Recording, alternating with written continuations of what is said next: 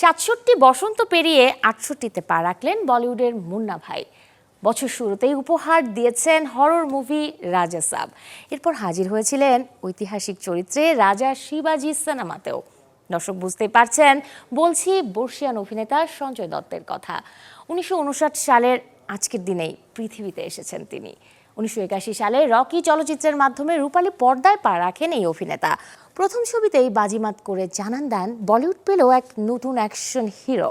৮০ ও ৯০ দশকে stylish look, body building আর অনন্য অভিনয় শৈলী দিয়ে তরুণ প্রজন্মের কাছে আইকন হয়ে ওঠেন তিনি।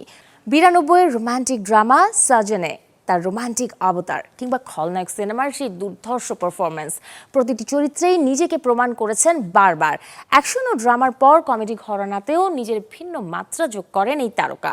মুন্না ভাই MBBS এবং লাগে রহ মুন্না ভাই সিনেমার মাধ্যমে দর্শকদের ভালোবাসায় সিক্ত হন তিনি। অর্জনের ঝুলিতে একাধিক পুরস্কারের সাথে আছে 3টি ফিল্মফেয়ার অ্যাওয়ার্ড ও আইফা অ্যাওয়ার্ডের মতো সম্মাননা।